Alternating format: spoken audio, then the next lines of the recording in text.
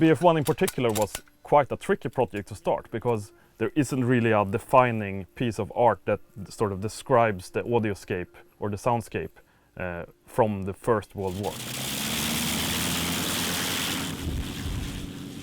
Once we've identified what guns and what tanks and what planes are, you've got to go and try and find them. And in some cases, you get lucky. You find them and it's a nice bloke in Finland who's going to let you fire it in his backyard. And upcoming is the 15-round burst. We care not just about the bang and the click, but we also care a lot about how the weapons react in different environments. It sounds silly maybe, but you know, if you want the sound of a gunshot in a room, try using a recording of a gunshot in a room and not trying to use like a recording that's in a non-echoey environment and try to add an indoor reverb afterwards.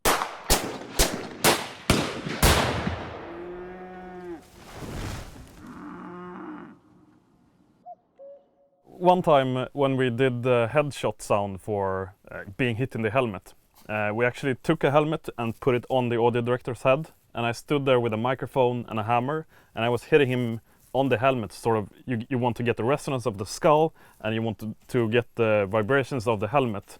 And whilst doing that, the top boss from EA just passed by our studio, looked into our room, and just shook his head.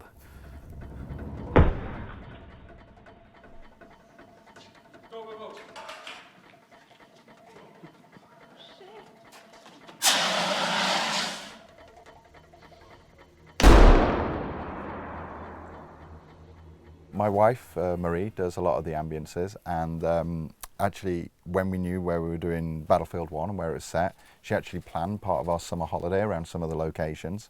And she's done interviews before where she says she always takes a recorder on holiday, implying the fact that she gets up with a recorder and records things. No, I'm her recorder.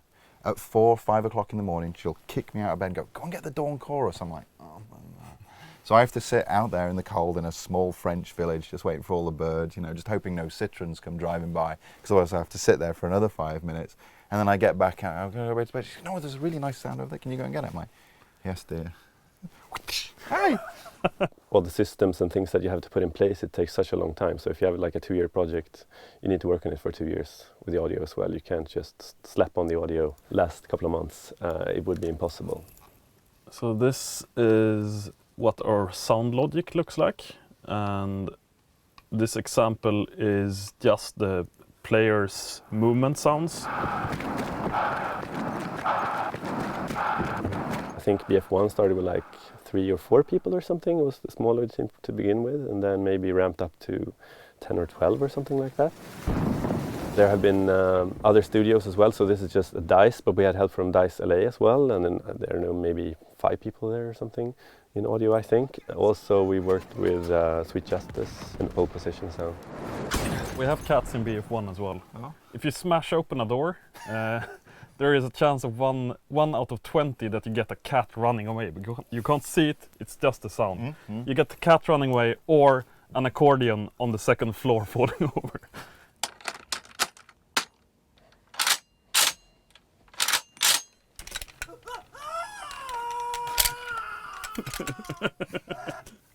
So when recording Foley, we usually do actions. So usually we start, if the weapon has a magazine, we usually do ins, or outs and ins, outs and ins.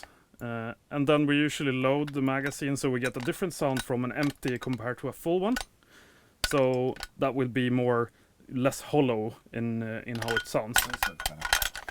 But this is of course with real weapons. How many days is it since you've shot a gun now? It was Tuesday. You've got one of those signs, haven't you, that says, you know, not number of days since accident, but number of days since you shot a gun. Yeah, probably. Yeah.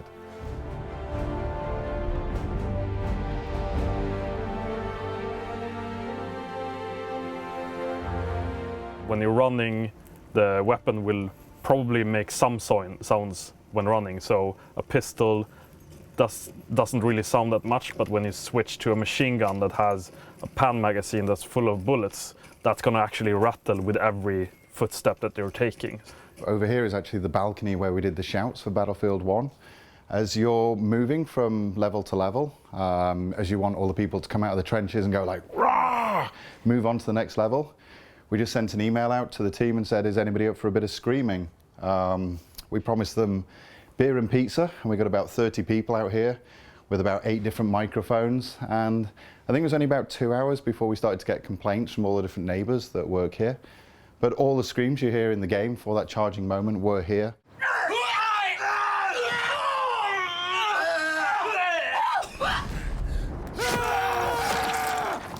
Nobody in Battlefield is standing still delivering lines.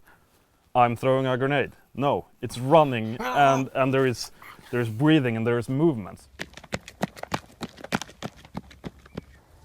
We always try this thing, if you can be authentic and it's awesome, then that's the way to go. But I mean, it's a video game. It has to be awesome. I mean, we have to adapt to the medium. Yeah. There are expectations from a video game. There's a lot of information to be had from listening to the sounds. If you're paying attention to the sounds, you can hear like, where did it come from? Was it inside? Was it outside? Far away, close, and all that stuff. So if you have a good speaker system, it could be an advantage as you're playing the game as well. We were one of the first studios to actually embrace the first studio to actually embrace Dolby Atmos in games, and it makes a lot of sense for video games to be in Atmos.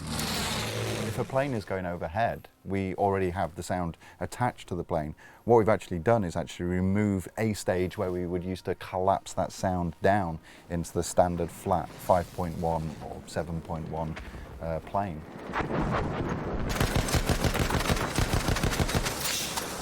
The Battlefield titles and DICE titles are known that we try and provide a variety of mixes so that people with TVs, headphones, good hi-fi systems or huge, home cinema setups get the best experience they possibly can. I mean, we put a lot of work into it, so. Yeah.